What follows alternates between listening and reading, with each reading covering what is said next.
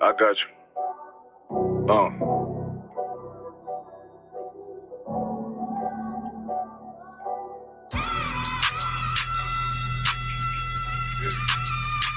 Let it rap real quick. Look. The city eyes, it's time to vote God. My God, a real nigga, cause he wasn't no flaw. Posted on the corner like a watchdog. Family secure, got that shot in the closet by the mob ball. Fuck what they heard, but tell them it's all true. Be cautious, that foundation falls till you fall through. They gon' fall. Look, I keep this shit 50 times soon. Ain't no more heart in this game, I'm John Q. We colder than the avalanche, way above average. Beers taste sweet, told him make me an apple tree. Left us in the valley full of bones, this where hope found. Java, come on, man, dark sands get broke down. Riding through Evans to a mall quad, telling me how them crackers turn his childhood to a ghost town. Focus out, nigga, I lay that game down. I feel his pain, cause nothing is the same now. Let my light shine like heaven through a rain cloud. Glock have a fit like my child, no tangent. Try to warn them niggas, we bear arms like tarantulas. Them other niggas rap, I make anthems. I really see profits under this banner. Make my enemies bow down on camera. Told my design I wanted black and white like a panda. I'm better than that nigga that sunk dirty to handle. Look, I move like a Brazilian, precious cargo. Spirit ancient, but I got a new semi-auto. Wave that bitch around like where's Wardo. Sleep if they want, I cut through they Z's like I'm Zorro. Pay me for his name, so I gotta keep that steel clutch. Trust me, I'm not what you think. I squeeze till it click like Dorothy when the heels touch. The world got me dumb, I don't feel much. Ride around with Yara down, just left the state bridge. Looking for a bitch better than Baby's kid. Remember I dropped Quiet Storm, I've been gone ever since. Still in the field, fuck them niggas on the fence,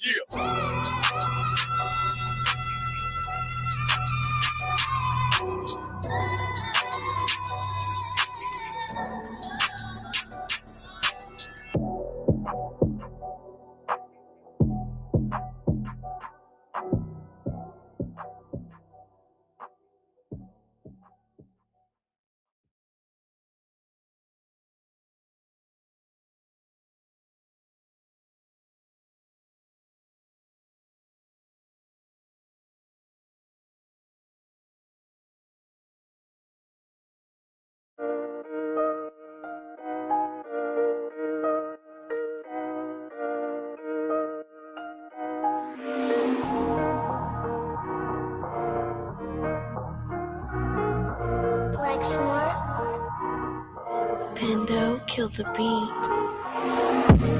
I don't know who, somebody need to hear this. Y'all don't speak Hebrew, that's Yiddish. How the fuck you try to label us anti-Semitic? We the Israelites, blacks, native Hispanics. The Germans get locked up for the Holocaust. Meanwhile, black people still up in the Holocaust. 100 million of us died in the transatlantic. 6 million died. Y'all want the world to never forget it. You can never be a Jew. You a Ashkenaz. This ain't a star dum-dum. A gun that would die. Yeah, Yeezy told the truth and got ostracized. Not one person in the Bible had on the yarmulke. We were slaves in America like we was in Egypt. Y'all don't even fit the curses in the Torah neither. Y'all was blind to the truth. I had to make it clear how Jerusalem, your land, your people came from Europe. That was 1947. Your menorah got 9 sticks. It's really only 7. Yeah, it's us against the world. Armageddon. This what happened when you inherit lies from your ancestors. Y'all the synagogue of Satan with them black hats. Your whole nation sitting ducks, Aflacs, bunch of thieves and culture vultures, ain't nothing kosher. To tell the truth, you vagabonds don't have a culture. Macedonia, Alexander and Philip, you a convert, so tell me, how the fuck is you Israel? That don't make you the people just cause you litter. Why my people can't hate your people like y'all hate Hitler? All the prophets was black and was called nigga. Y'all don't even fit the description that's in the scriptures. Abraham, all the way down to Jacob, we the real Jews. Y'all don't study Christ, y'all follow the Talmud. Keep it real, yeah, let's keep it real. Cold hard truth, it give you chills. Say y'all Jewish cause y'all ain't really them. About to do them like Hammond, this the Feast of Purim. UBK undefeated, this an easy win. We was born fighting, y'all the evil twin. Jacob took hold of his heel, then out came his little red bastard, they kosher deals. It's only 12 tribes, y'all trying to make it 13. Esau despised his birthright, the Lord cursed him. He ain't the devil, who is? I'm still searching. Ask your rabbi, why he get them babies herpes? I don't know what's worse, that or you claiming that you a Maccabee. I'm about to cancel, everybody try to cancel ye. I ain't afraid to speak, that's what I do. They riding to the core, I'm just judging them by their fruit. Cause they ain't suffering curses. If I was carnal, I promise I'd punch you in person. I know that's an uncomfortable subject. They making millions off our culture and black people suffering from it. Yeah, they don't believe in Christ. They the Antichrist. Make a living off of niggas. They're a parasite. I ain't afraid to tell the truth. Niggas terrified. I'm about to go DEFCON 4. I ain't satisfied. That is proof. That is absolute proof that they know we are the real Jews. That's absolute proof. Now, you got the records. Go find me a white Jew on any archaeology in Egypt anywhere. You will never find a piece of archaeology with white people as slaves in Egypt. So don't tell me that they were slaves and it's their identity, and they know it. And I know the blasphemy of them, but they are Jews. The Lord knows the blasphemy of you so-called white people that say you are Jews and you are not Jews. You are not the people of the law. You are not God's chosen people. God's chosen people are living in the ghettos of America. God's chosen people are in poverty and depression in the streets of America. God's chosen people are walking around in America with no identity. That's where God's chosen people are.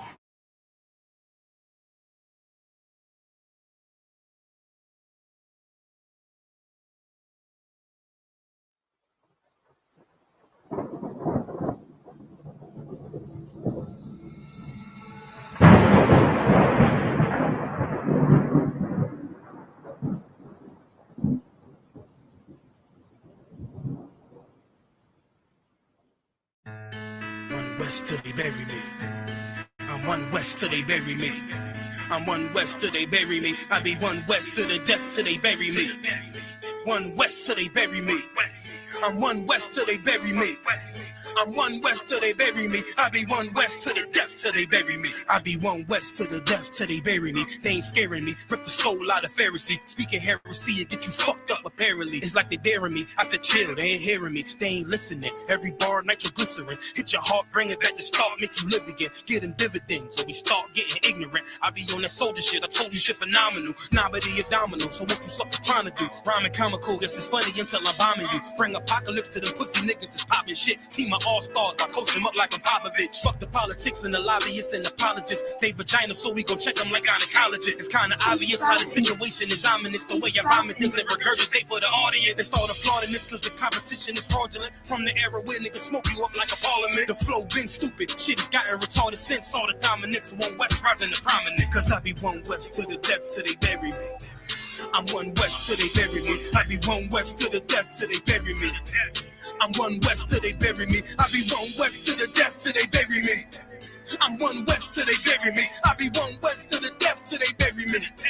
I'm one West till they bury me. They want a nigga quiet, mute my maneuvers, but I ride like I got group eyes for Uber. Rhymes hard like they've been viewed by Medusa. 9 milli Luger, 17 in the Ruger. Only need a few to sit up in your medulla. Obligata for the regatta, niggas wildin', they win every dollar. They riding by black Apollos, let the semi holler. A showstopper, been the stopper since the teeny bopper. But now I'm going off Patron, a premium of vodka. I put extensions on the Glock, modified the chopper. The swore heavy, war ready, and that's working mama. No marijuana, say I got the loudest silence on it. When I'm up on it, ain't no rapper do it like I do it. A lot of spitties and writers, but when they heat's on, none of them can get to the fire around with me. And I had them niggas spin like a tire, down the deep.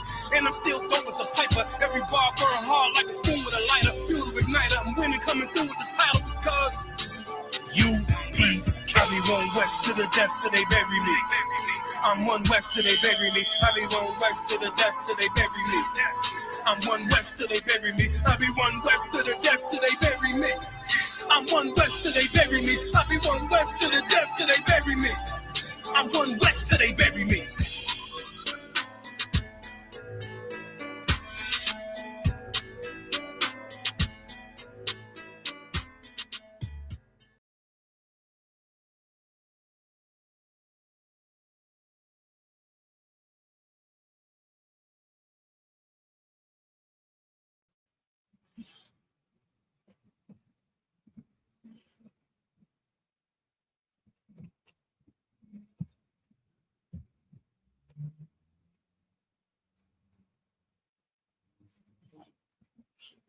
Yeah.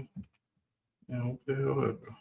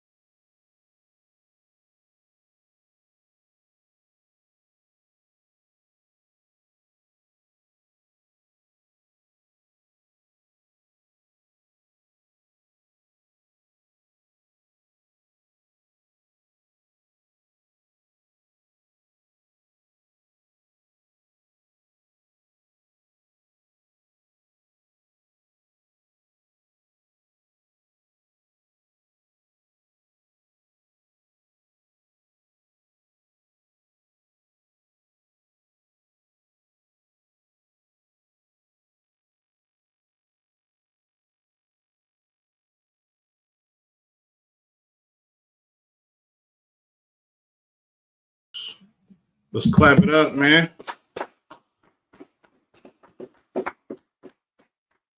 what I'm saying? It's the Israelite School Universal and Practical Knowledge.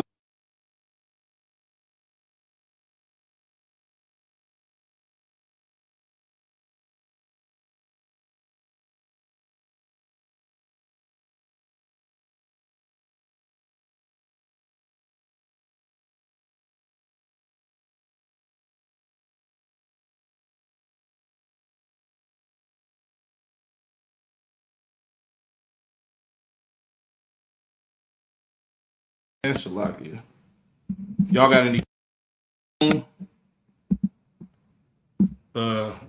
Feel free to ask your questions if y'all got any questions.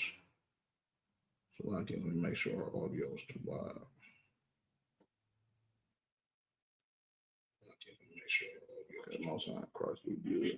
And no question. Oh, go ahead. Use the mic. Concert. I would say in Psalms 90 and 2, when it mentions worlds, what are the battle precepts other than Matthew 15:24 to battle that these worlds that they speak of, also in John 3:16 and Psalms 90 and 2?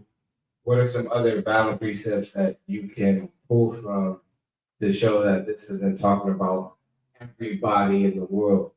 Okay, read it for me, Baba Kashan. Let me Let get there with you, Salak. You said Psalms 90 and 2, right?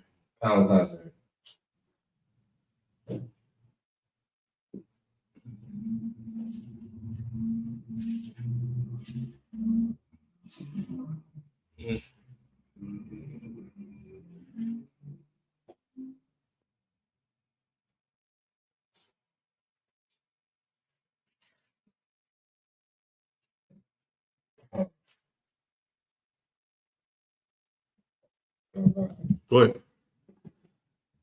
This is the book of Psalm, chapter 90, verse 2. Before the mountains were brought forth, or ever thou hast formed the earth and the world, even from everlasting to everlasting, thou art God. Okay, so you said you want some precepts to like battle that the world is, or there's different worlds. God. Okay, let me see.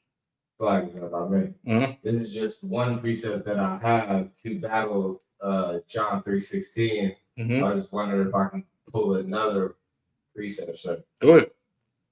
No, I was wondering if I could pull if you could show me another precept, sir. Show you a different precept. 90 and 2, sir. Okay. Constant. I know I feel like that. The breakdown to 90 and 2. I was wondering if you could pull one more from me, sir.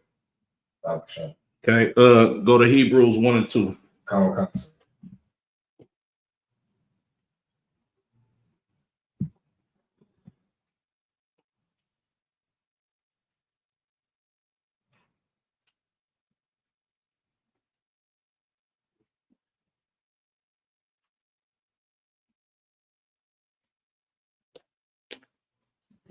Like say you sound 1 and 2. Hebrews 1 and 2.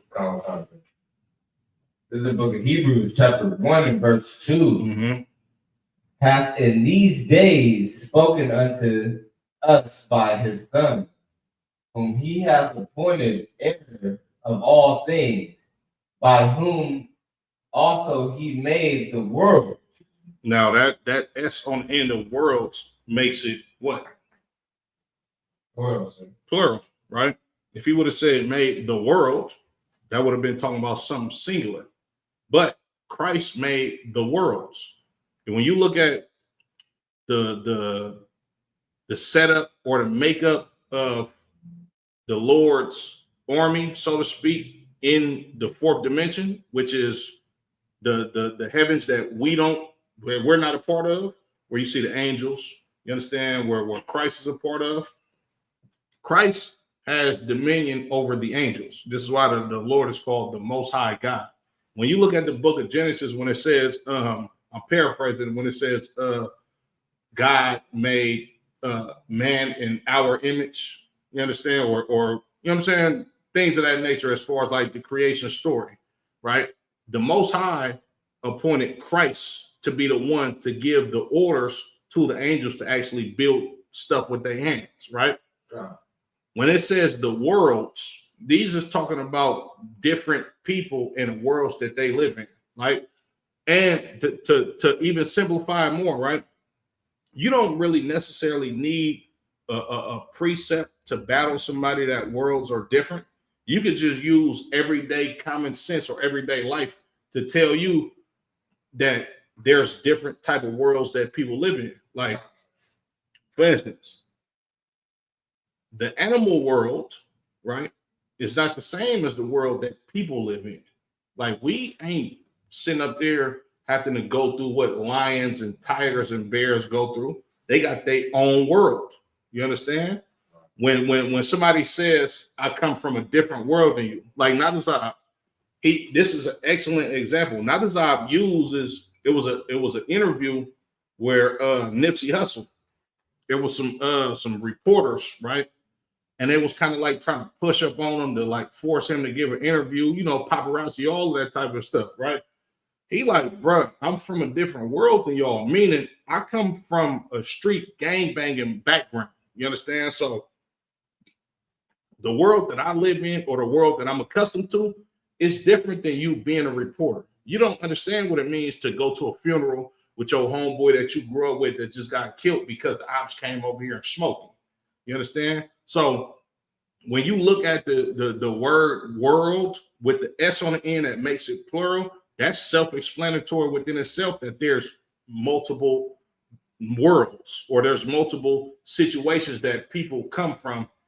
And us as human beings, we understand what it means exactly to be like, oh, I don't come from that world that you came from. I'm not, like, for instance, you can have a brother that grew up in the struggle. He's from the ghetto. You understand?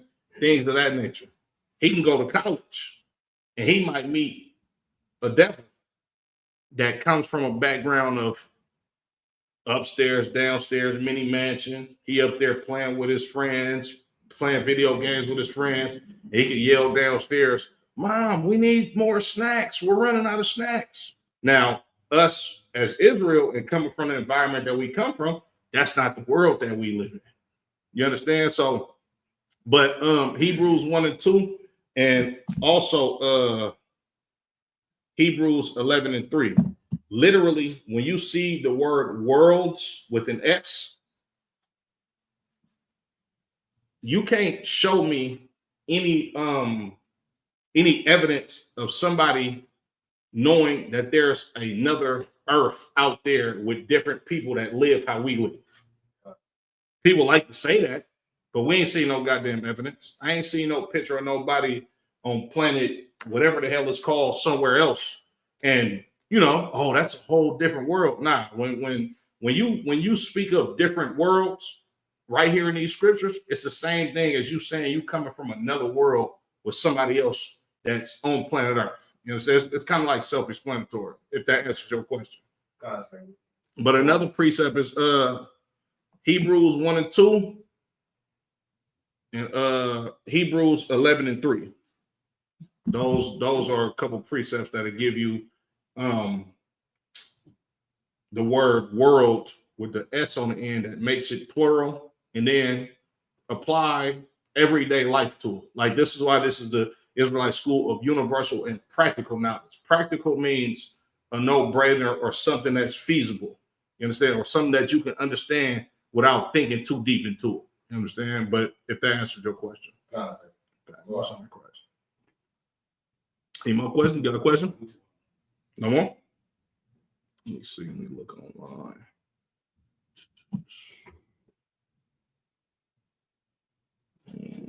One second.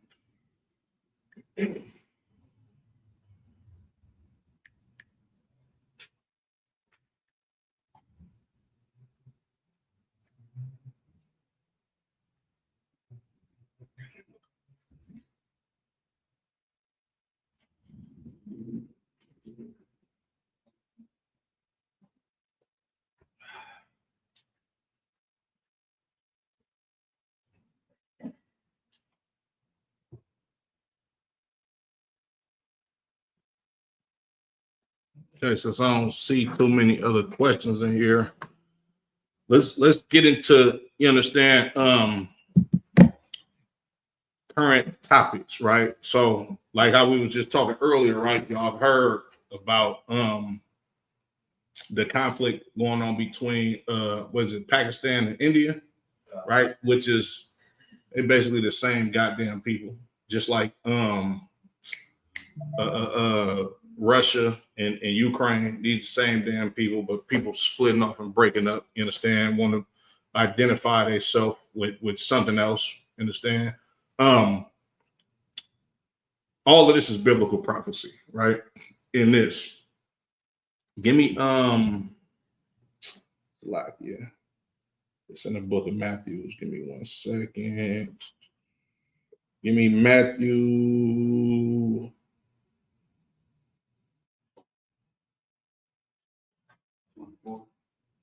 Yeah, 24 and 6.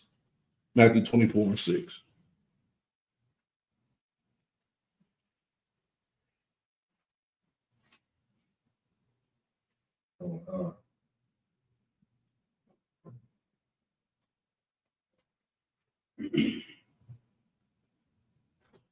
So like it, start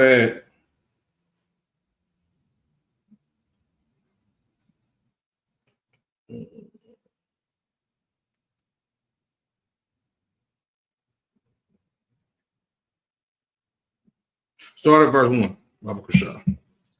This is the book of Matthew, chapter 24 and verse 1. And Yahushua went out and departed from the temple, and his disciples came to him for to show him the building of the temple. Right. So when Christ came out of the temple, right, his disciples came to him to show him the buildings of the temple. Like, man, look at this glorious statue. You understand? It's the same thing as like when brothers get to traveling to different states and all of this type of stuff. Like, the biggest city on the West Coast is Los Angeles. You understand? But you know, that's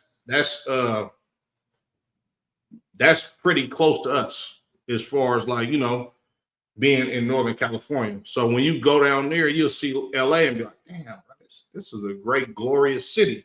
You understand? It was the same thing as these brothers being in awe of the buildings that was in this city. You understand? Continue. Verse 2. Mm-hmm. And Yahushua said unto them, see ye not all these things? Verily, I say unto you, there shall not be left here one stone upon another that shall not be thrown down. Y'all understand what Christ is saying, right? You understand what Christ is saying? He's saying basically, there's no pretty much in this empire, there's no thing that's not going to be thrown down. Like no type of government that he's not going to throw down. That's an excellent answer. I'm gonna clap it up for you on that one too. That's an excellent answer. You understand? But this is twofold. It's that, but they coming to him saying, just look at the buildings. So Christ is absolutely saying that, yeah, this government is going to cease to exist. But Christ is also saying that all of this shit that y'all in awe of is going to be destroyed. You understand? But that was an excellent answer to that question. And you are absolutely correct. You understand? But just on a surface level, Christ was talking about the buildings. Now, these buildings that are in this place, they have a ruling government body that permitted these buildings to be built. You understand? So not only is that ruling government going to fall, but everything that they build is going to fall physically, spiritually, and politically. Continue, Baba Kasha. That was an excellent answer. Verse 3. And as he sat upon the Mount of Olives, the disciples came unto him privately, saying, tell us, when shall these things be? And what shall be the sign of thy coming and of the end of the world? Right. See, Christ was a brother that understood more than anybody. But more than that, he was able to, of course, with the grace and mercy of the Most High God, he was able to explain to his disciples what would happen when he was to return. You got to understand, the disciples were a group of brothers that everybody else outside of the truth thought was crazy, because they believed this poor nigga, you understand, meaning Christ, because everybody looked at Christ, just some poor nigga that's always drinking, and this nigga always trying to eat a burger or whatever. You understand? Same way they look at us in the truth, right? But Christ was able to articulate, breaking down the scriptures in such a beautiful way that him having these disciples, because the Lord gave him this increase, they knew that, okay, Christ does have to perish for us, and he's going to come back one day. But they still have the mind frame of being oppressed. They still have the mind frame of wanting to get out of hell. So they asked him, like, when are we going to see the signs of all of this being destroyed and you coming back to save the children of Israel? Continue. Verse 4.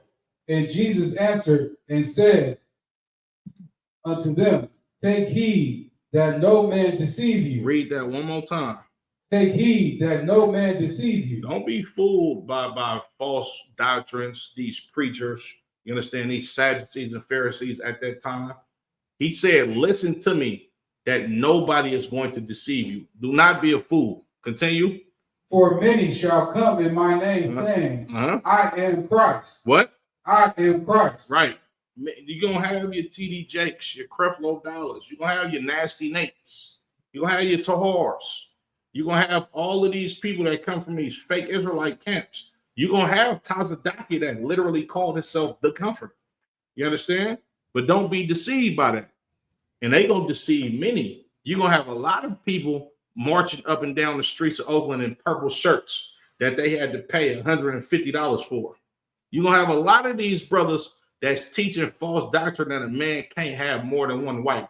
You're going to have schools being built up by brothers who have a evil and jealousy spirit that didn't want to follow Commander General Yana, because Commander General Yana teaches Christ. You understand?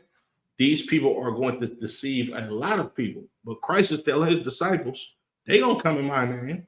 They're going to tell you that we trying to build the Lord's kingdom, but they're going to deceive many. Continue. And ye, verse 6, and ye shall hear of wars and rumors of wars. Right. This is what we hear going on right now. Pakistan versus India. You understand? Russia versus Ukraine, right? China is rumored to be going to war with some of these African countries. You understand? Israel, all type of, like, you're gonna hear of wars and rumors of wars. Continue. Verse 6. And ye shall hear of wars and rumors of wars. See that ye be not troubled. Why is Christ saying don't be troubled to his disciples? Go ahead. It's like, sir, because he wants you to trust in him, trust in the Most High. Absolutely. Absolutely. Right? Because when you trust in Christ, what you gonna do? You're gonna do what Christ wants you to do. Gotcha. You understand? Like, and then also a deeper part of that, when Christ is saying, see that ye be not troubled. If you do exactly what the Lord tells you to do, this is how you get salvation. You keep the high holy days. You have extreme brotherhood. You understand? We feed the public, right? We do everything that Christ taught us. This is to get us as a school, as a nation, to be blameless in the eyes of the Lord. Because if you don't do what Christ says, what's going to happen? Any one of y'all? Go ahead. Yeah. Right. You're going to perish with the enemies of Christ. Christ said, he that do not want me to reign over them, bring them before. Matter of fact, Salakia, I'm going to pull that scripture. Understand?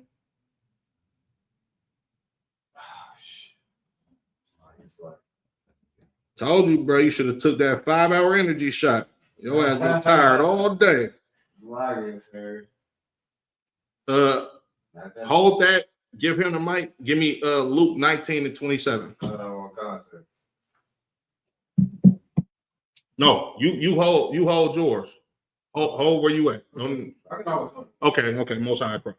Like you said, Luke 19 and 27. 19, 27. Oh, God. This is the book of Luke, chapter 19, and verse 27. Mm-hmm.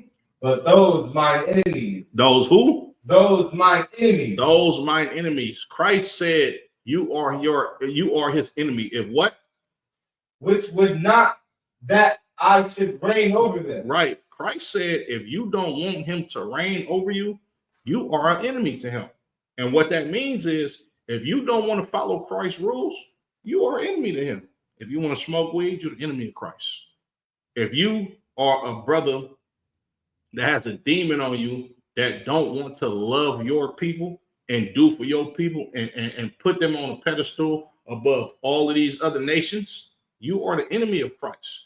If you don't want niggas to rule planet Earth, you are the enemy of Christ.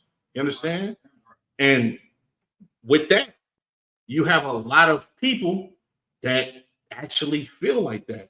And the fucked up part about it, excuse my French, is a lot of times it's our own people. You understand? This is why Christ is telling his disciples, see that ye be not troubled when all of this happens. Because if you want me to rule over you, and I know y'all do because y'all follow me, I'm Christ. Nigga, I'm poor. I don't got nothing.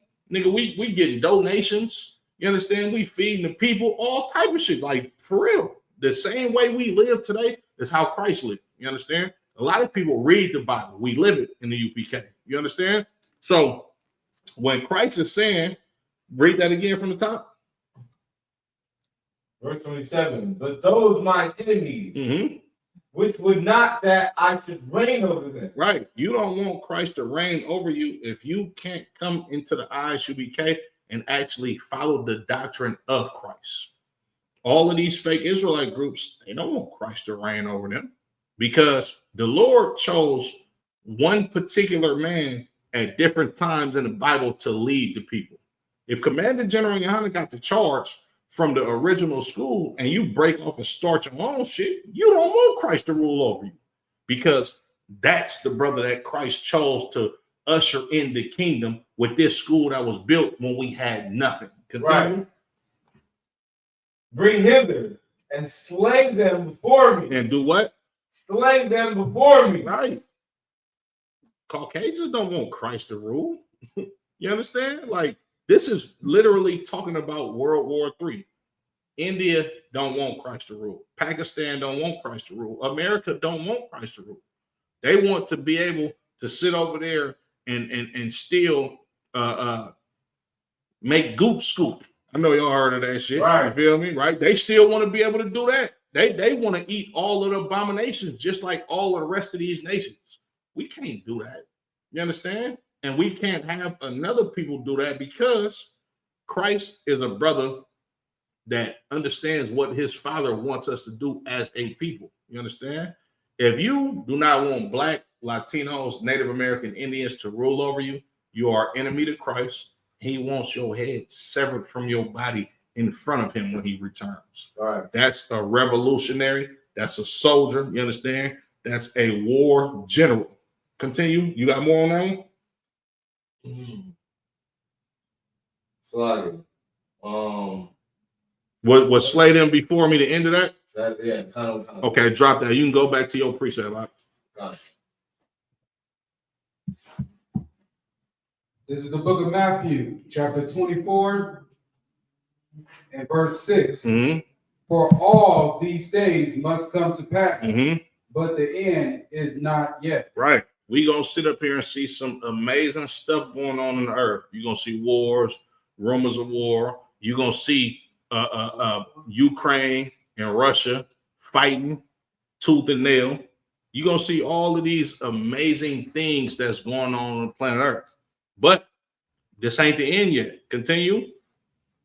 Verse 7. Mm-hmm. For nation shall rise against nation. For what? For nation shall rise against nation. Y'all know what this talking about, right? Race war. Sir. There you go. Most High Christ. Understand this is race war. Your nation, the root word for nationality is nation. Nationality literally means your race. You understand? You gon' like, for instance, in Oakland, they made a Stop Asian Hate crime bill. You understand? Right? And this was because they felt like, go ahead. Because of COVID, sir. Nah, not necessarily because of COVID. It's because of what happened after COVID. It's because people looked at the Asians like, nigga, it's your fault. We got COVID. And it absolutely is their fault.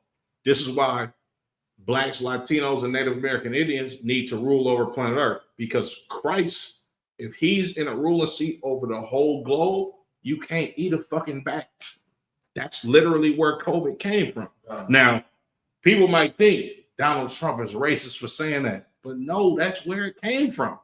Like, if you got Blacks, Latinos, Native American Indians, the ruling government over the whole earth, you can't eat rats, bats, and cats because you're not going to infect the rest of the people. If you eat a bat, but you still got to come pay tribute to the children of Israel, you might have a damn disease on you from putting abominations in your body with them shekels of gold that you got to bring to the brother that's at the door that you paying tribute to. Right. Then what's going to happen? He going to give that to the treasury. The treasury, like, it's going to pass through so many hands that our people are going to eventually start to get sick. This is why the scriptures say our laws is our righteousness in the sight of the nations. When you look at Black people, us and our real righteousness, they was like, man, them niggas don't eat pork. Damn, they don't do this, they don't do that. And that kept us from succumbing to diseases that came from putting abominations in our body. We taught the world how to be clean. When you look at Leviticus, you got all of these clean laws and these unclean laws. You understand? The word Leviticus literally means ritual, right? We have rituals on how to keep our nation, our nationality clean. You understand? Hey, Rockbar, sorry, Yabba Shimel Shabrakatah. The water for tapping in. You understand? Just like back in the day, you might have a sister on her menstrual cycle. You understand? We don't have the technology that we have. We didn't have the technology that we have today. So it wasn't no such thing as pads and all of that type of stuff. If a sister's bleeding, sis, you got to stay home. You can't come in the temple because you might get blood on one of the seats. You understand? Somebody sitting at, and now they sick because your body is cleansing itself because this is how the Lord designed sisters, and it just goes every which way. You understand? But this is why our people are supposed to be the ruling body over planet Earth. And the majority of people that live on planet Earth, they don't want Christ to rule over them. And Christ has the remedy for that. You got to be eradicated. So I can continue. Verse 7. And kingdom against kingdom. Mm-hmm. And there shall be famines. There shall be what? Famines. Right. It's gonna come a point in time, just how when COVID hit. Remember when niggas was going to the store in 2020? All the shelves gone. Nigga, I was in that motherfucker like, shit, niggas, we finna die. I can't even get a pack of noodles in this motherfucker.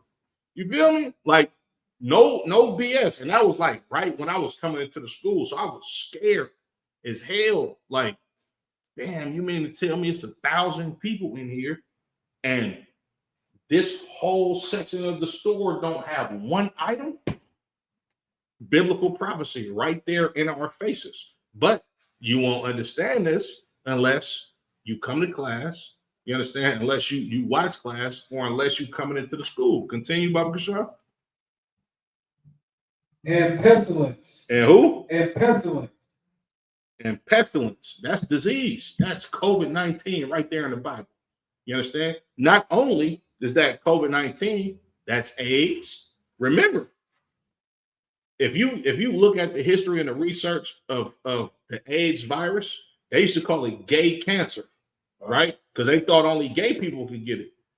When Magic Johnson got AIDS, a whole lot of rules changed in the NBA. Like, they literally had brothers like, "Oh, we playing the Lakers night. That nigga Magic playing? Yeah, fuck that. I'm not going out there." Straight up. You know what I'm saying? Because these, like, you got to think about it. The bubonic plague, smallpox, monkeypox, you understand? COVID-19, HIV, AIDS, all of this stuff, when it came about, these was new things. You understand? And this is exactly what Christ was prophesying.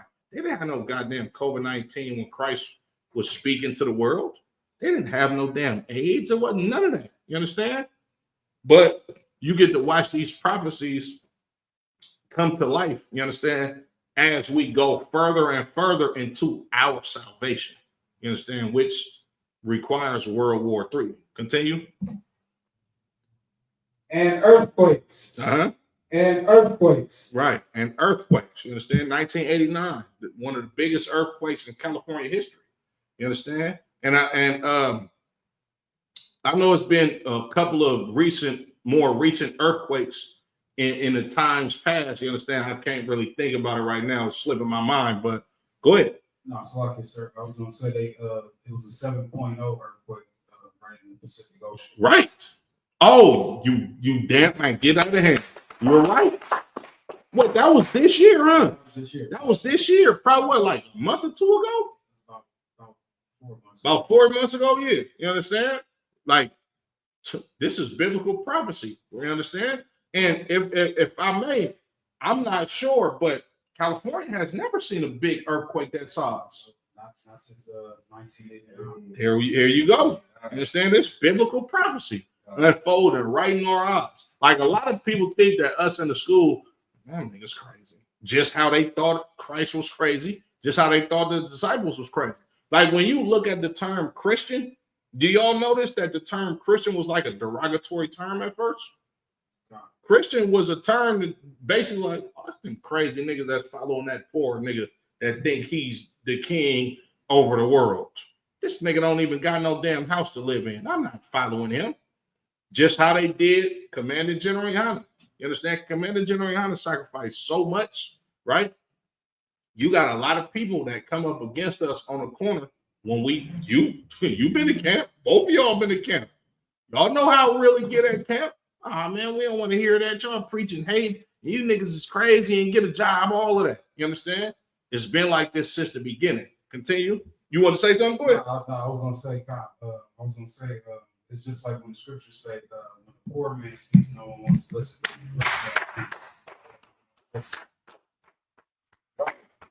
Absolutely, brother. Hey, you know what you talk about. You know what I'm saying? Most High in Christ. Continue, Baba Kasha. In diverse places. And where? In diverse places. You just said the 7.0 magnitude earthquake was in the goddamn ocean. Come on, man. You understand? And and these type of things. Matter of fact, I'm not sure, so don't quote me on it, but I damn near think I remember that there was an earthquake on the East Coast, like the Jersey Shore or something like that. If you could look that up, Jersey Shore earthquake. You understand? But I think it was an earthquake that happened on the East Coast. Probably, I want to say probably like 3-4 years ago or something like that. and then it like rocked. It rocked the East Coast. The East Coast is not known for having earthquakes. You understand? Earthquakes is like some Pacific or some California type of stuff. You understand? Or not even just California, but Oregon.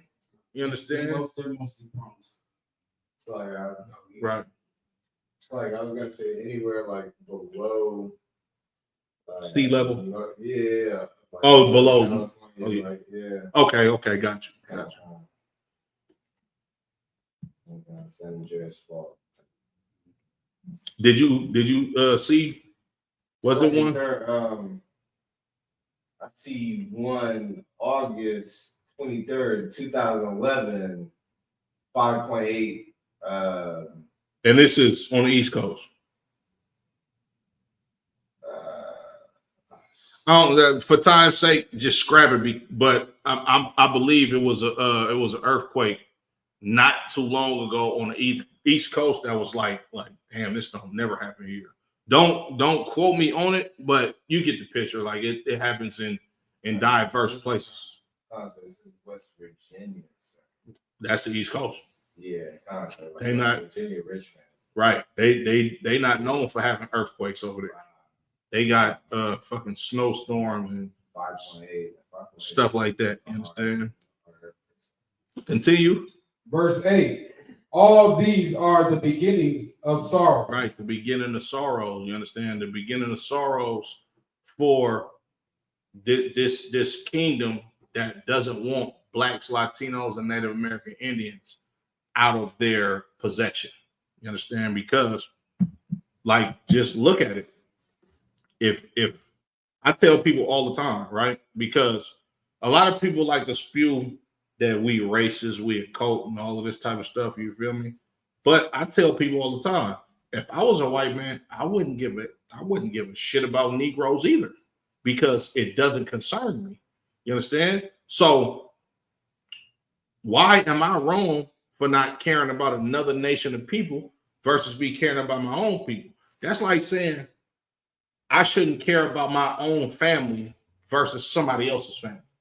Blacks, Latinos, and Natives are my family. The whole nation, I look at them all as my family. Like, would you call somebody a familyist? like, think about it. Like, let's say you're at let's say you take your kids to a park. You understand? And the ice cream truck comes, right? You don't know everybody else, but the ice cream truck comes and you want to give your kids some ice cream. You think somebody gonna come out the cuts and be like, "You're a goddamn familyist. You should buy everybody something, or you should care about the whole playground." I'll be looking at you like, "Man, if you don't get the hell out of my face, these my kids." You understand? And it's the same principles with the Most High God looking at the children of Israel. Like the Most High God. Matter of fact, give me if you could, Amos 5 and I want to say 3. So like, yeah. You talk about where it says you only have unknown. There you go. It's Amos 3. Yeah, Amos 3. Amos 3. Amos 3, and you can start at verse 1 to 2.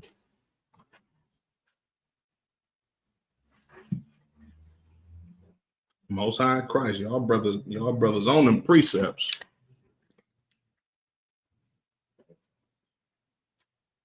You got it.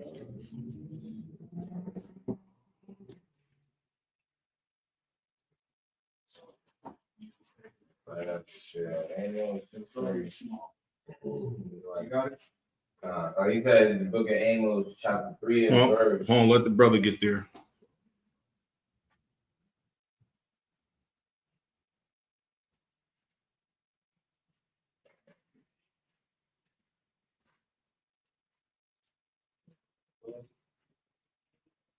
Amos 3. 3 and 1. Yeah. Look at Amos chapter 3 and verse 1. Hear this word that the Lord hath spoken against you, O children of Israel, against the whole family which I brought up from the land of Egypt. Against the what? against the whole family which I brought up from the land of Egypt. The Lord said blacks, Latinos, and Native American Indians are a whole family. You understand? So we're not wrong in choosing our family over another family. You understand? Because the Lord says we're a whole family. You understand? Continue. Saying, you only have I known all the families of the earth. What is the Most High saying right now? Go ahead. Like, so he's saying that he don't pay attention to anybody but the children of Israel, sorry, but the Israelites that the Bible speaks of. Go, but go. You right, you correct, you absolutely correct. But give me, tell it to me how a nigga would say it. Come on, sir. Like, give it to, go ahead. Come on, sir. What the Most High is saying is that if I see African, Asian, East Indian, or so-called white man, he's gonna look at them and be like, I don't know them kids. Don't go. If I tell you not to go across the street, don't go across the street, or else I'm gonna punch you. You right, but no, you right, but okay, I'm gonna put it to you like this. I'm gonna pose a question like this. Say you got some friends, right? And your friends are going to go do something, and you go holler at your mama or your daddy and be like, hey, can I go over there with my friends? And they tell you no. And you like, but my friends can do it. What would your parents say to you? So, like, if your friends jump off a bridge, you gonna jump with them? But make it like a personal connection, like with you and your parents, versus them having a connection with your friends. They don't know their parents, sir. What you mean? Like, they got, like, sir, for me personally growing up, my parents got to know their parents for me to even go to their house. Nah, you okay. I'm gonna give it to you for time's sake. This is what the Lord is saying. They not my kids. God. Simple. Like if you ask your mom and dad, can I go over there with so and so? Nah, you can't. Well, so and so can do this. They ain't my fucking kids. You're my kid. I'm telling you what to do. That's what it means when it says the Lord only knows you of all of the families of the earth. He's saying y'all are my children. The rest of them, I don't give a damn about what they got going on.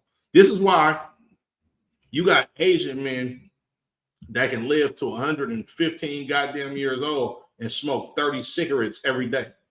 They can eat a goddamn octopus live off of a stick and will not get none of them diseases as a whole. But us, let your ass eat that ham hock for 20, 30 years. Grandma legs gonna be this big. You gonna have gout, diabetes, all this type of stuff. Look at Esau. Caucasian men are excellent at doing crime. Hey, Shalom says, Caucasian men are excellent at doing crime. You got people like Lucky Luciano that started the mob. You understand? Robert Kennedy or John F. Kennedy's father, right? He was a bootlegger, right? A lot of these Caucasians are excellent at doing crime and never seen no jail time. One of the most famous ones that never went to jail in his existence was Carlo Gambino. Matter of fact, I'm gonna plug my Criminals of the Caucasus right quick. Yeah, we're gonna do a series on him. You understand? That man did no jail time, died in his 80s in his bed, and did all type of evilness.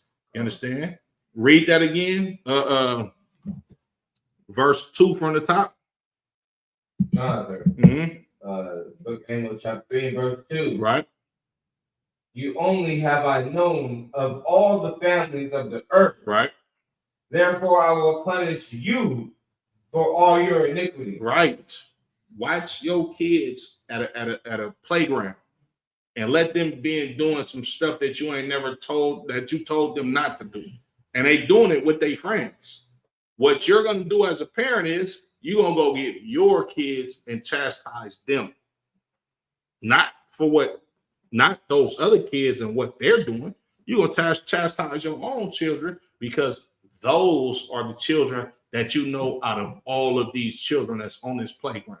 The Most High is literally saying, y'all are my family. None of those are not. So I'm going to punish you for all your iniquities, or for everything that you did contrary to what y'all supposed to do according to my law, statutes, and commandments that I gave y'all as a family.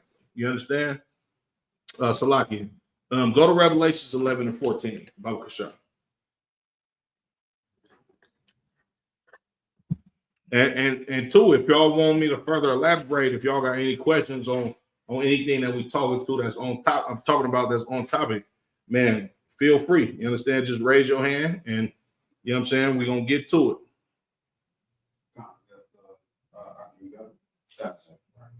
This is Revelations 11 and 14. Mm-hmm. The second woe is past. Do y'all know what the second woe is? First of all, y'all know what woe means, right? Yeah, it's like death and destruction. There you go. What's the second woe, though? World War II. There you go. Come on. The second woe is past. And behold, the third woe cometh quickly. It cometh when? Cometh quickly. Right. We on the brink of World War III. You see what's going on? Like, we have never seen these many wars and rumors of wars in the history of man. You understand? Like, we didn't hear Barack Obama or if you my age, Bill Clinton, you understand? George Bush, they never talked about World War III for real. They never said, man, we're on the brink of World War III. But Joe Biden, Donald Trump, for both of his terms, they all spoke about World War III because they know it's coming quick. You understand? It's at a point in time, like when I wake up, it'd be like me understanding prophecy and understanding these scriptures. It's hard for me to even believe that we will see a 2030, even though I don't know what the future holds as far as like when Christ is going to come back, because Christ don't even know when he's coming back. The scriptures say only the Father knows. You understand? But when you look at the history of this place and the current time that we living in, it kind of seemed like far-fetched that America gonna get another 50 years. I pray it don't. You understand? Because it's gonna be a I don't want to say I pray it don't. For brother's sake, that probably coming to the school 20 years from now, or how many ever years from now, I pray that we have more time for Israel as a whole to come to the light, you understand, and get what we got as brothers that's in the truth. But when you look at the trajectory of what's going on with the whole empire, it's kind of seeming like, damn, tensions is heating up. Like you literally have what's the nigga name? Vladimir Putin. That nigga got on TV and said Jesus Christ was a black man. Y'all remember the episode of Good Times? Nigga, that nigga mama was like, this the only Jesus I know. And this was in what, the 70s? You got a devil. This ain't no black person. This a devil that runs a. Go ahead, come on. I was just gonna say they call him Pooh Shiesty. Pooh Shiesty. I like that. I like that. Most High Christ. I like that. Pooh Shiesty. You feel me? But you got a devil that's in Europe. That runs a whole country. That put it out there that Christ is a man of color. You understand? And y'all know why he did that, right? Do y'all know why he did that? Go ahead. So I can tell the raw feathers of America and who really? You said. And Israeli Jews. That's right. Now don't get it twisted. Putin wasn't saying you niggas in America is Jews. Now he wasn't saying that. He was saying that they're not Jews. It's a difference. Like somebody outside of here wouldn't even understand what I'm saying, but he not gonna say that, yeah, them black people that y'all got in the ghetto is the real Israelites. Now he not really saying that, you understand? But he could throw a rock and be like, Jesus was black, niggas. You understand what I'm saying? Go ahead. It's like And just to add on to what you were saying, it's so heavy is because like Hitler wouldn't even say that the Jews was black. I ain't gonna lie, bro. Hitler did say that. Did he? Yes. Salaki, I don't remember him ever saying that, but I remember him always reiterating that. It's a book, right? Not the Jews. It's you know what book I'm talking about. You've been doing some studying. Speeches, sir. You've been doing some studying. Most High in Christ. But it's a book, right? Hitler has like different pictures of people with different phenotypes in the book. He has a picture of the Israelis, right? Hitler's letter. Hold on. Tazabah, it's Hitler's letter. I know he got a physical book, you understand, but he got a picture of the Israeli Jewish man with the head wrap on and everything, big hook nose, all of that. I hope we don't get flagged, right? But up under it, it says Balfour or something of that nature. It's but that's German for bastard, meaning they're not Jews. You understand, right? Also, what was the brother's name? The Olympics that they held in Jesse Owens. There you go, brother. Hitler told Jesse Owens to his face, "You're the first Jew that I've ever seen in real life." Of course, Jesse Owens, being a brother from the ghetto that was talented, he didn't understand what he meant by that. Go ahead.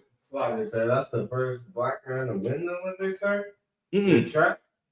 Is it? I think it was. Yeah, Uragamore. There you go. A white man, right? A Jewish white man, right? Oh, what? He won against a Jewish white man, right? I'm not sure if they was Jewish who he won against. He won against the white man though. It's the first black man for sure. Olympics track, right? Right. Uragamore said, yeah. Also at the Olympics, Hitler shook Jesse Owens' hand and said he was happy to finally meet a Jew. Facts, you understand? But all of this is matter of fact. Hold on. It's a red book. Yes, it's red on the inside. It's red on the outside. Black. That book is gonna bug me out. But yeah, he said that. It's not written. No. These are all comprised. A lot of it's documentation.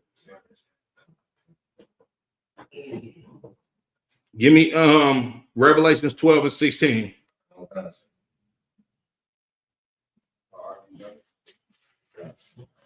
This is the book of Revelations, chapter 12 and verse 16. And the earth helped the woman, and the earth opened her mouth. Do y'all understand, Sluggy? What does it mean by the earth helping the woman? It means that pretty much all the archaeological evidence came from earth. This brother studied. You understand? Right? And you see stuff like the Russian icons, right? Everything that's coming out with the children of Israel, right? Even Hitler, he understood who the Israelites was because of archaeology, because of the history of the actual people. Like, if you could, hey, Baba Kashab, brother, can you put this camera right here on this wall to show these pictures?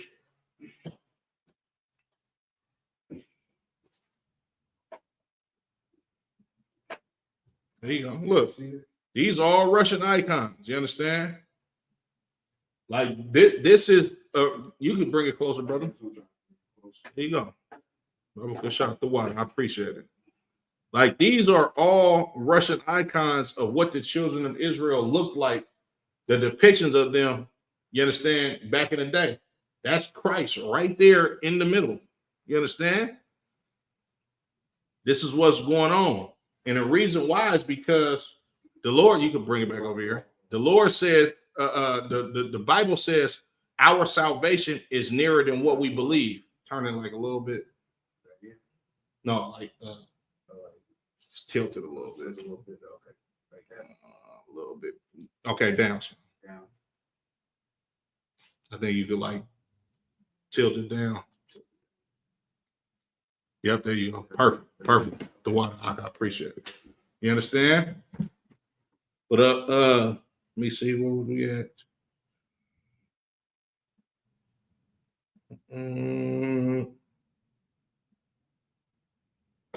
Okay, you could drop that. Let me get Joel the 3rd chapter. You start at verse 1.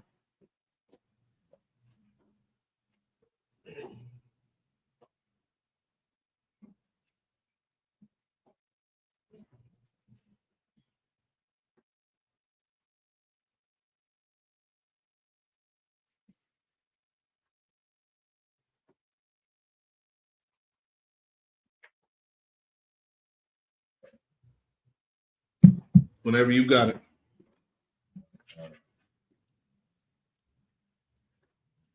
You said Joel 3? Yep, Joel 3, kind. This is the book of Joel, chapter 3, and verse 11. Nah, verse 1. Start at verse 1. This is the book of Joel, chapter 3, and verse 1. For behold, in those days and in that time, when I shall bring again the captivity of Judah and Jerusalem. Do y'all brothers know what it means for the Lord say he's going to bring again the captivity of Judah and Jerusalem? Spiritual Egypt, sir? Get the mic. It's like, sir, spiritual Egypt. What you mean by spiritual Egypt? Like how America is considered Babylon in modern day time, like a spiritual Egypt, sir. Are you saying that the Lord is going to bring the children of Israel back into captivity? Kind of, sir, like no. Said the spirit. Oh, you said read that again from the top of Kasha. For behold, in those days, and in that time, when I shall bring again the captivity of Judah and Jerusalem. Break it down.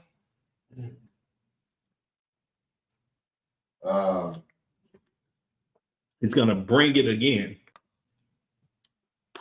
God, sir, I mean, to me, reading this for face value is just that's why I take him like is the captivity of. And that's a great guess, but it's not okay. You wanna take a shot at it? Because I was gonna say like because in the next verse it says like he's gonna bring the nations into the valley of Jehoshaphat, and he's gonna pretty much destroy them in 1 hour. But what is it? What is the Most High saying when he's gonna bring it again? Bring like them into the other nations. He's gonna bring the captivity of Judah and Jerusalem again. What does that mean? The only thing I can think of is where it says in Deuteronomy 28:68. What do you mean? You saying that he's gonna bring the children of Israel into captivity again? Yeah, that's the only thing I can think of. Okay, nah, for time's sake, I'm gonna give it to y'all. It's the Lord is not saying that he's gonna bring us back into slavery. He's going to bring back up our slavery, or he's going to remember our slavery. That's what he means by bring it again. He's gonna remember it. You understand? And the reason why he's going to remember it, I mean, the reason that, so like read verse 2 for me, Baba Kasha. Verse 2, I will also gather all nations and will bring them down into the valley of Jehoshaphat, Right. and will plead with them there for my people and for my heritage Israel, whom they have scattered among the nations, and parted my land. Because the Lord is going to remember the slavery of the children of Israel. This is why he's going to bring them into the valley of Jehoshaphat. You know what Jehoshaphat means, right? Yeah, Go ahead. It's the Middle East. But what does Jehoshaphat mean? The valley of decision. Right. Or the valley of judgment. You understand? Like it's Yahashaphat, or in Hebrew, and it literally means that God judges. You know, you understand? Go ahead, you have something to say? Oh God, I was just I don't know it's the exact precept, I'm paraphrasing, but when it says, I think it's maybe in Deuteronomy, when it says that we will have the blindfold lifted up off our eyes. Right. I was thinking that this is maybe the same.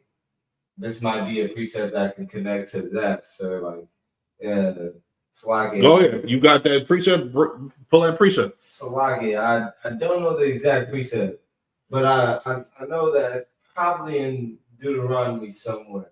Okay. I could look it up, sir. Just for time's sake, from what you're saying, it sounds like that he will pull the blindfold off of our eyes, correct? Sir. A perfect precept would be when the children of Israel remember themselves in the land of their captivity. That's us remembering ourselves. But this is talking about him bringing back up, or it's like when you got a problem with a nigga, right? Or somebody did something wrong to you, and you realize, or not you realize, but you bring back up the past history of y'all having a problem. You understand? Like, so I can say about name. Go ahead. Like almost like you forgot about it. No, see, the Most High didn't forget about it. No, not the Most High, sir. It's like I mean, like us as the people, like we almost forgot about it, but he bringing it back up to remind us, sir. We can't forget about us being in captivity, nigga. We living in this shit. You know what I'm saying? Go ahead. Sir. They do say, that was the past. Slavery was the past. Right. But when they say slavery was the past, we still remember. We still remember, but you got some Negroes out there say absolutely. You absolutely correct. You understand? But at the same time, though, we still know that this shit happened. You understand? But this is the Most High basically saying, like how you got a problem with a nigga, right? And it's okay. I'm gonna give it to you better than that. Somebody owe you some money. Shit been on your mind for hell long. He might have forgot. Them other nations don't remember what they did to us for real. You understand? But the Lord does. And the Lord like, nigga, y'all owe me money. So now I'm fin to judge y'all. You understand? But Salaki, real quick, let me see. This is give y'all the words in Hebrew. Damn, this shit work.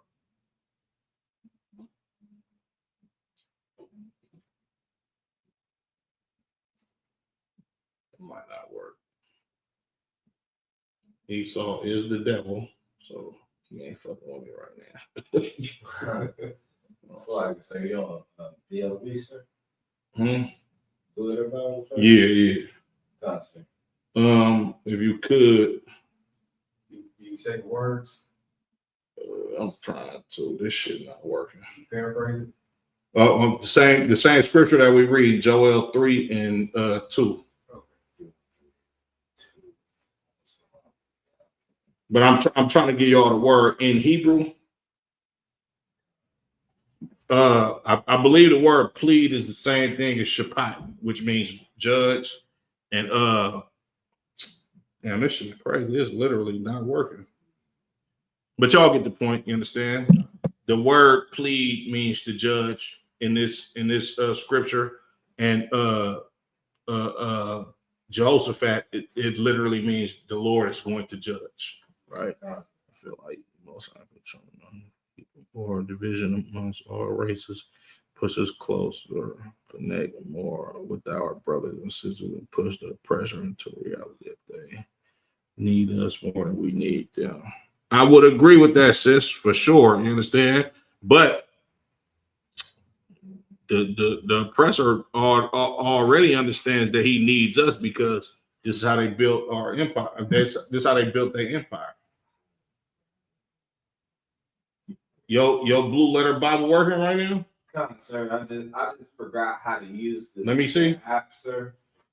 I'm trying to figure out how to find it in the Hebrew, sir. So like my shit not working at all.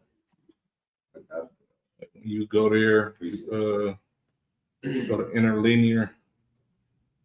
Your shit ain't working either. White man though. It's like it. That shit not working. But yeah. Keep going, Bible Kushar. Back in verse 2.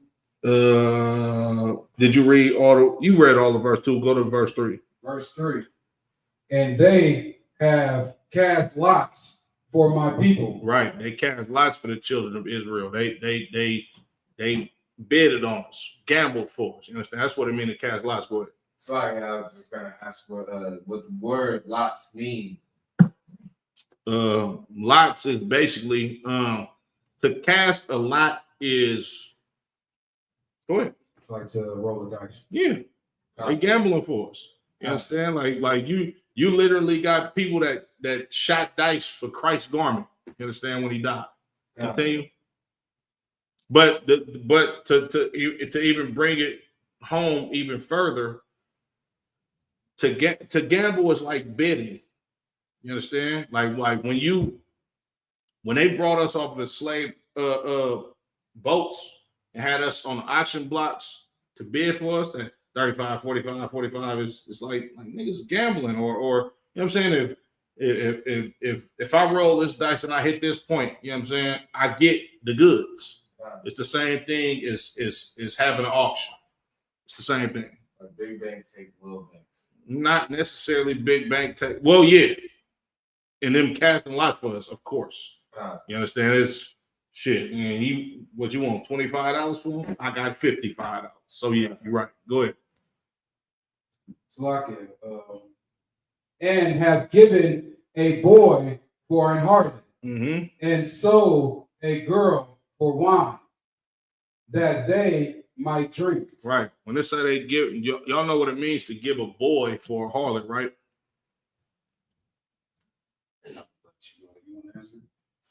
Go ahead. Go ahead. Like the harlot, like the boys, like they turned the boy out into pretty much a boy. Absolutely. You understand? Absolutely. And what does it mean to sell a girl for wine that they might drink?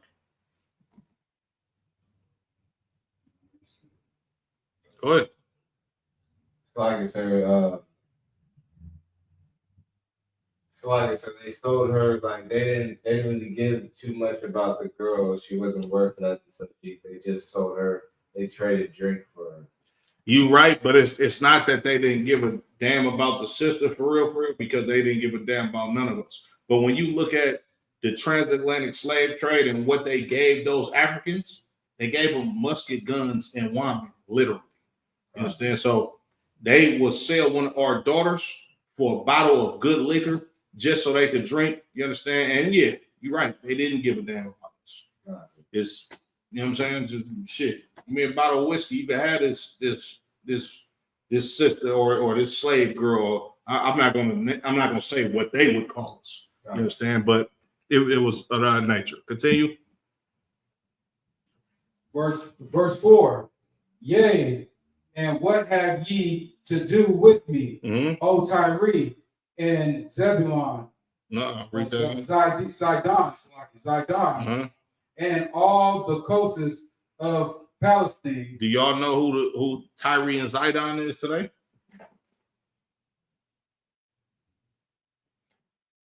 Africans? Absolutely. What's on that Christ? Absolutely. It said, and the coast of what? And all the coasts of Palestine. Right. All of those people that inhabit our land right now. The Lord said, what the hell do y'all have to do with me? Meaning, I don't give a damn about y'all. Y'all not my people. Continue. Will ye render me a recompense? Uh-huh.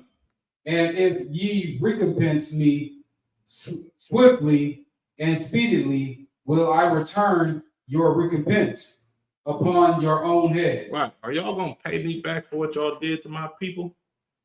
And if so, that shit don't even matter to me, because I'm going to give you exactly what you gave me the first time. When you slaughtered my people and took them into slavery, oh yeah, I'm going to put that right back on your own head, because these are my children that y'all did this to. Continue. Verse 5, Mm-hmm. because ye have taken my silver Mm-hmm. and my gold, Mm-hmm. and have carried into your temples my goodly, pleasant things. Right. They robbed us blind. You understand? You could it's a historic I want to say it's like a statue, but it's called the Ark of Titus. You understand? The Ark of Titus is literally them Romans coming into our temple and taking our big giant menorah that was made of solid gold and taking it back to Rome.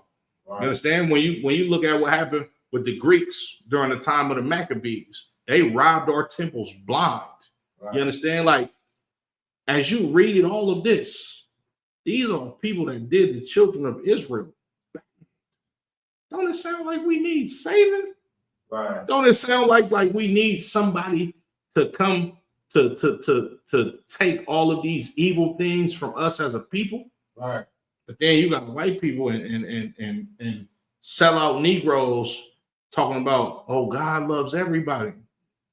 Why would God love everybody if they did all of this to his chosen people? It don't make no goddamn sense. It makes sense for a brother to give his life up for these children, to come back and save those same exact children that the world trampled on, literally and figuratively. Continue. Verse 6. Mm-hmm. The children also of Judah and the children of Jerusalem have ye sold unto the Grecians, that ye might remove them far from their border. Right. Do you know what it means for these Zidonians and these people that lived in Palestine? You understand? To sell the children to the Grecians. You know what that means?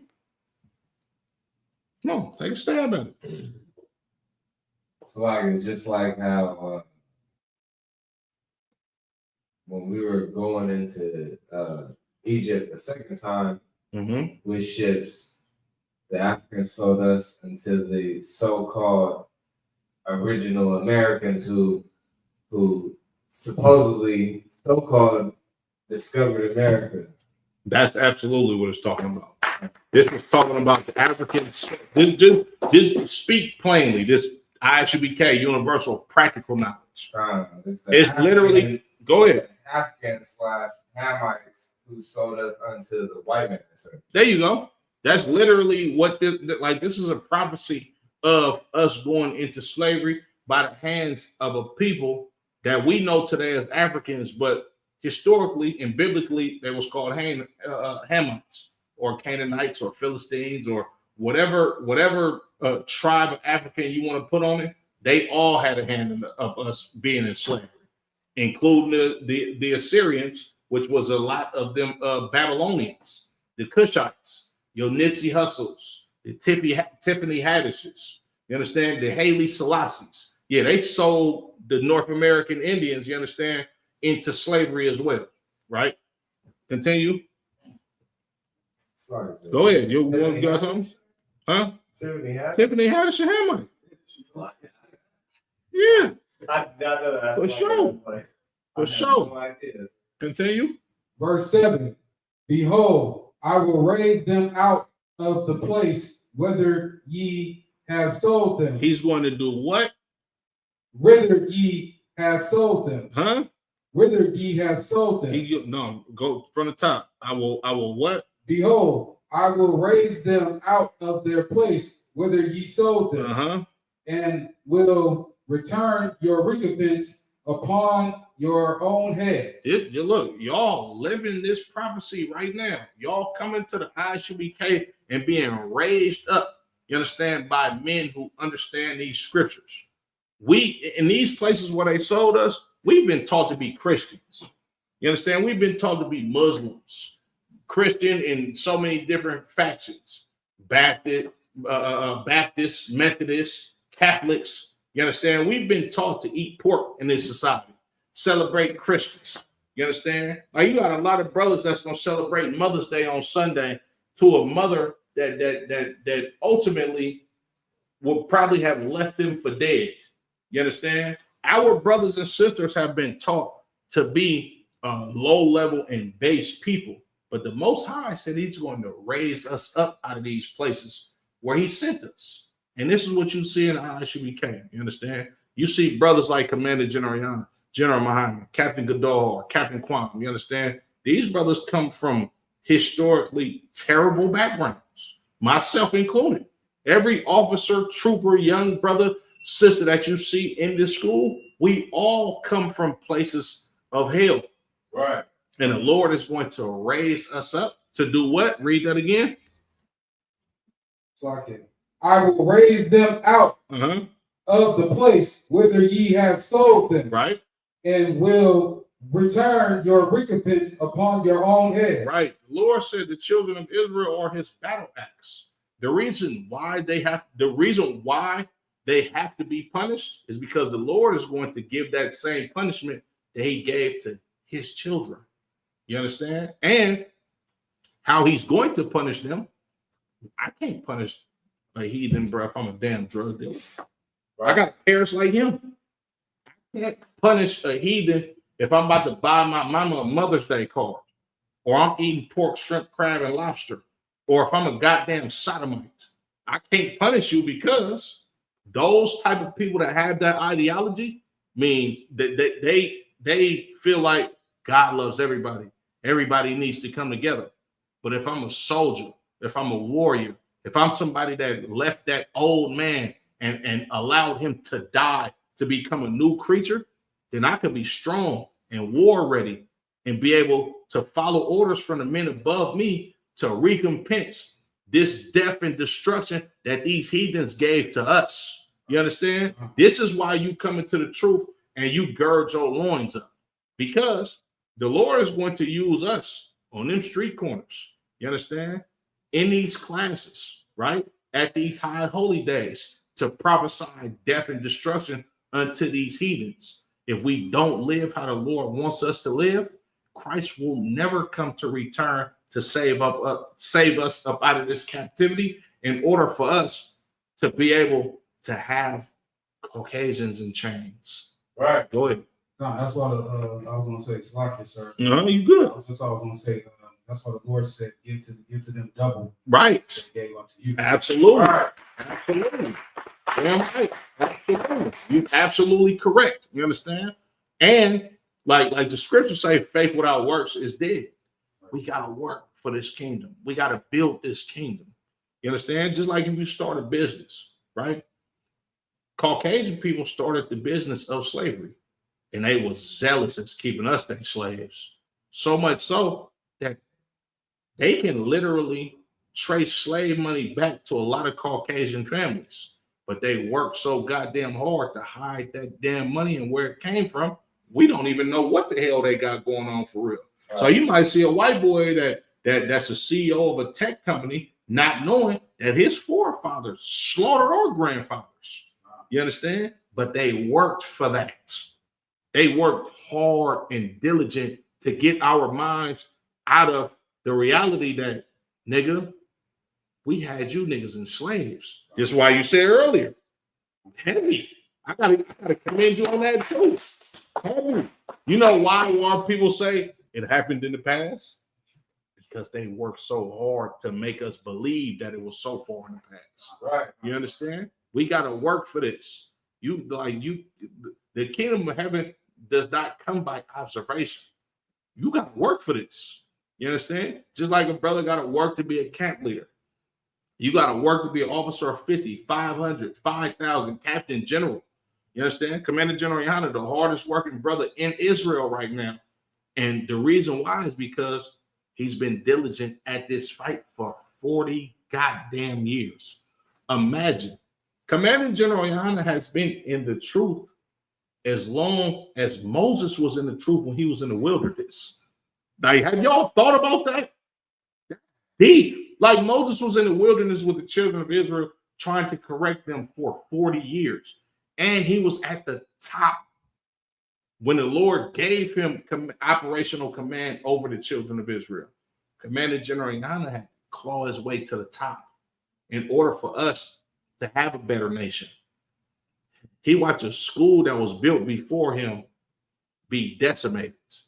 But because Commander General Yohana was a great son and he seeks salvation for the whole nation, you got General Muhammad, General Mayak, General Hazayan, you understand? General Shawamor, General Katham Gabor, General Q, and then all of the captains, Captain Tawar, Captain Tazaria, Captain Mawakwa, Captain Kahuntamya, you understand? Captain Ashaparia, Captain Gadalhar. Nigga, do you know how far we are from Captain Kwan?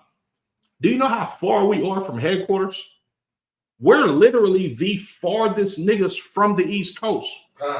The UK is closer to them niggas than we is. Commander General Yohana, he worked so hard for this salvation for the children of Israel, and the Lord gave him the increase. This is why you have a Quran Yahweh, a Kasar Pakad, a Yaragabar. You understand? All the way on the fucking West Coast, an officer not designed. Could come out of mind. You understand? It's because Commander General Yohana understands that the children of Israel will get salvation with or without him. But he loved the nation so much that he wants to be a brother to present it to you. That way, you don't perish. Rakatay Hawaii, I was shot for continue, Baba Kashaw. Verse 8. And I will sell your sons and your daughters into the hand of the children of Judah, and they shall sell them to the Sabians, to a people far off, for the Lord has spoken it. Right. That's salvation for the children of Israel, for us to have these people in captivity. You understand? For us to be the ruling, like, if you short on your rent, you got to go holler at a check casher place that's owned by your enemy. And then they're going to charge you interest on whatever the hell they gave you. You understand? The Lord said he's going to make us the tail and not the head if we don't keep these law, statutes, and commandments. But the best part about this is Christ was that sacrificial lamb for the whole nation. So we got action at being the head once again. You understand? Us being in rulership and having other people as our slaves, we gonna get this kingdom. You understand? And these other nations, they are going to be our slaves. Thus saith the Lord. Continue.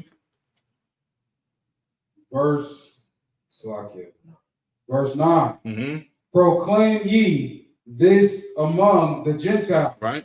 Prepare war. Wake up the mighty men. Do what? Prepare war. Wake up the mighty men. That's what we doing spiritually in the school.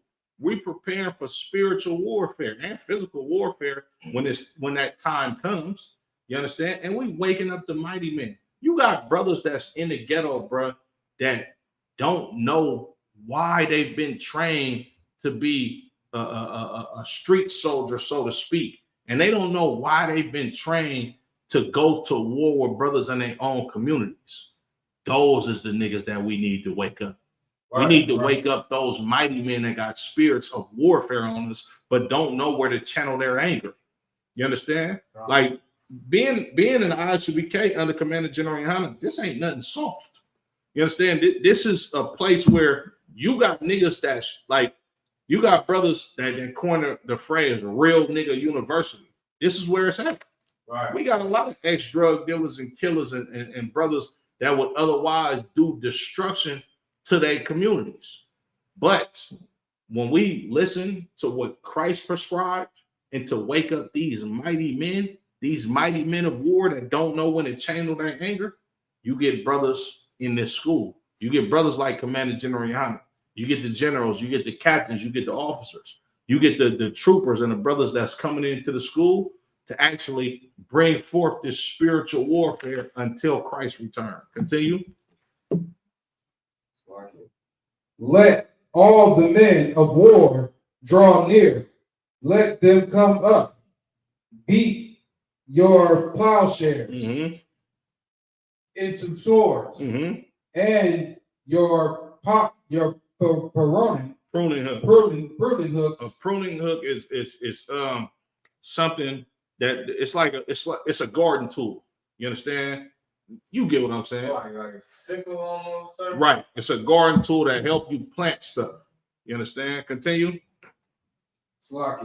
And your pruning hooks into spears. Let the weak say, I am strong. Right. Let the weak say I'm strong, because us as a people, we've been beaten down and trodden down. You understand? Let these brothers that otherwise feel like they had no power without coming into the ISUBK, let these brothers say, I'm strong. I'm a brother that's willing to go to spiritual warfare, you understand, with the oppressor. I'm not weak to smoke weed no more. I'm not weak to celebrate Christmas or all of these other fake holidays that the oppressor has taught us over these years. This is brothers standing up strong like men. And this is how we wake this nation up. And this is the beginning of salvation for the nation of Israel. You understand? Salakia. Drop that. And matter of fact, keep going, Salakia. Verse 11. Assemble yourselves and come. Yep. All ye heathen, right, and gather yourselves together round about. Right. Thither cause thy mighty ones to come down, right. O Lord. Right.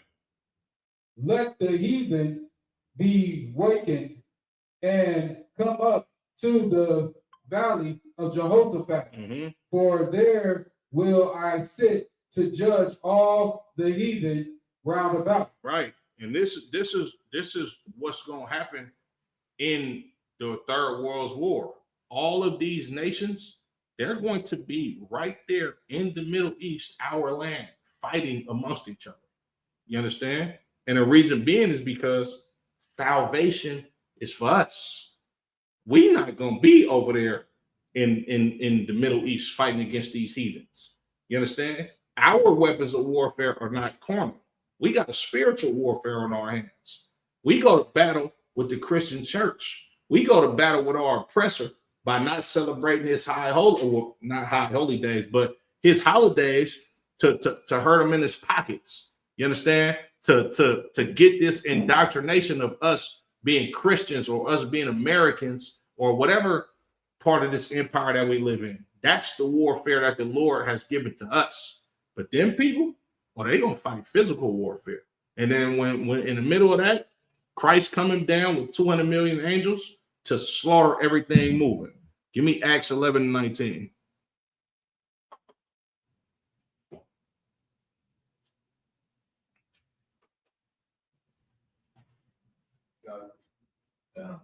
This is the book of Acts, chapter 11 and verse 19. Now they which were scattered abroad upon the persecution that arose about Stephen traveled as far as Phineas and Syrodius. Phoenice. Keep going. And Cyprus. And Antioch. Hold on. Now, these that were scattered abroad, right? Y'all know who these are, right?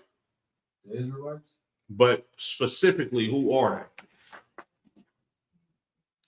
The northern kingdom. Nah. But skim further down in the precept. Just read it to yourself and see if you can figure out who are these Israelites that are scattered abroad.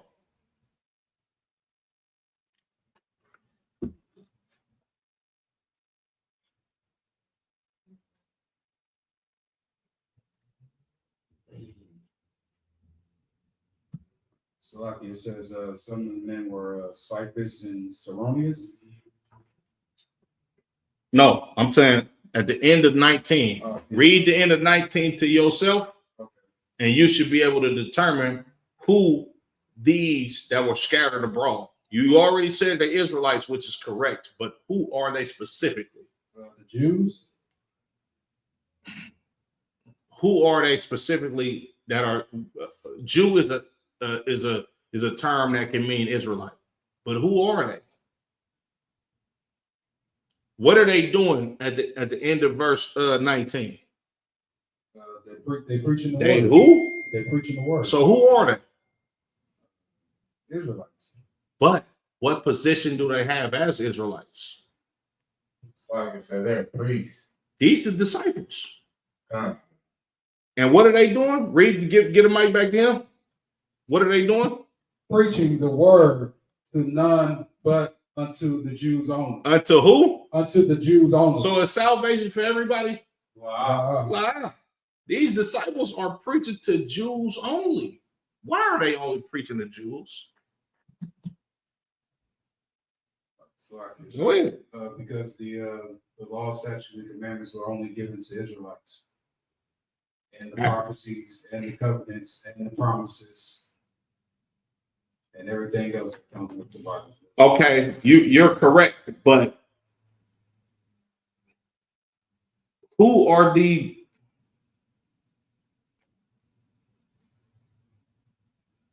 how can I put this question without giving it to you? Who sanctioned these Jews to go preach?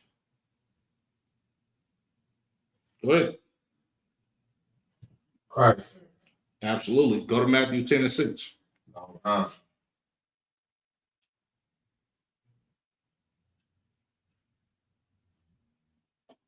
This is the book of Matthew, chapter 10, and verse 6. Mm-hmm. But go rather to the lost. Start at verse 5. No, concert. This is the book of Matthew, chapter 10, and verse 5. Mm-hmm. These 12 Yahushua sent forth and commanded them, saying, go not into the way of the Gentiles, Right. and into any city of the Samaritans enter ye not, Right. but go rather to the lost sheep of the house of Israel. Right. The reason why they preach to the Jews only is because they got a charge or an order from Christ to only preach to Israelites.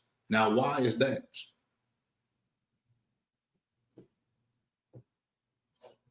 Slocky, because Christ gave the order and said, do not go in any way of the Gentiles, but only to the Jews only. Right, but why did Christ say that? Because the word was not given to him. I'll take that, but make it practical. Make it practical. Like talk to me how you would talk to a child. No, Go ahead. Just to pull another precept, I'm also pre-phrasing. When it says that the Gentile, when I went amongst the Gentiles, I acted as a Gentile. Nope. Wow. You're going too deep. Be practical. Okay. Be practical. Talk to me like I'm a child. If I say, hey, Dad, why did Jesus only talk to Israelites? Slocky, because he only knows Israelites. He don't know any of. But be practical. Be practical. Hey, Madabor, Yabashimashabrakata, sir. Be practical. Slocky, sir. Like you said before, those aren't the Most High's children. Be practical, though. You talking to a kid. Be practical. If your child walks up to you, Daddy, why did God or why did Jesus only talk to Israelites? Or why did Jesus only teach to Israelites? Sorry, sir, because they not gonna get in trouble. You gonna get in trouble, sir? Be practical. practical. Come on, man. Y'all be practical. Be simple. Simple. It's simple. It's right there. Y'all saying everything, but I want y'all to be practical.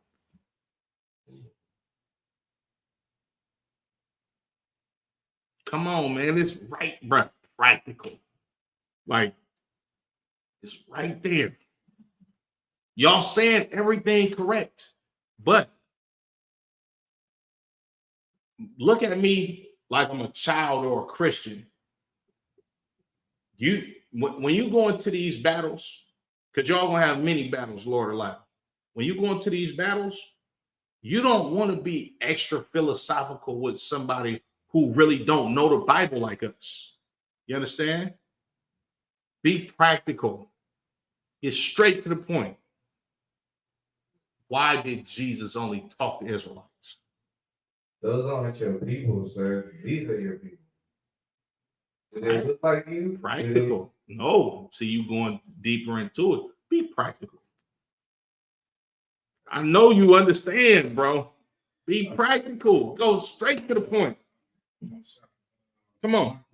I'm going to give both of y'all one more shot. Go ahead. He only talks to Israelites because that's his family. You ain't practical enough. Come on. I'm going to give you one more shot and I'm going to give it to you.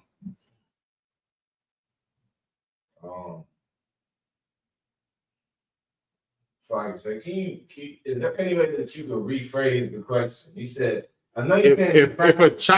If your child walks up to you, let's say your child is 13 years old, right, and they walk up to you, Daddy, why did Jesus only teach to Israelites? That's the best way I could put it for you. Whose word is Christ teaching to the Israelites? Most High. So why is he only teaching the Israelites? Be practical. They evil, sir. Go, pass the mic. Come on. Slack it, because he's only the God of the Israelites. You own it, but be practical. Come on, bruh. You own it, be practical. He's only God of the Israelites. Mm-hmm. Which means what?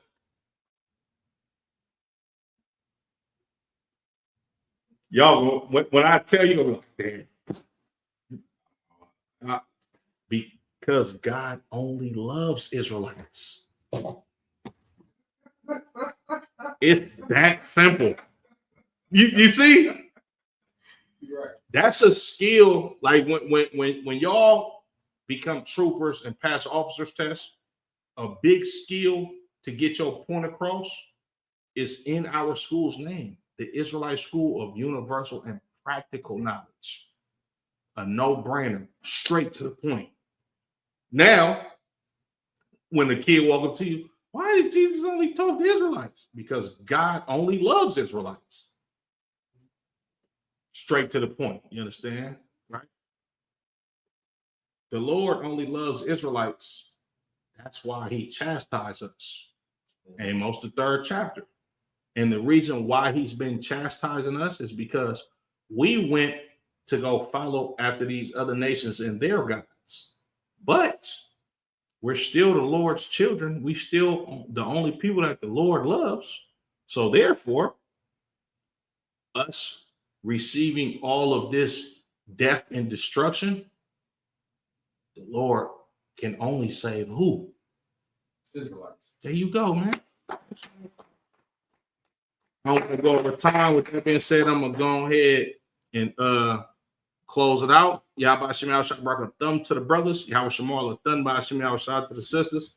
You know what I'm saying? The water to everybody for tapping into class tonight, especially these two diligent brothers in this building. Y'all ask excellent questions. Make sure y'all subscribe to all ISUBK platforms, you understand? And share this class with your preacher. Let him know that you got a young brother with some goddamn gold teeth that talk a little bit rough, that know the Bible more than him. You understand? With that being said, shalom.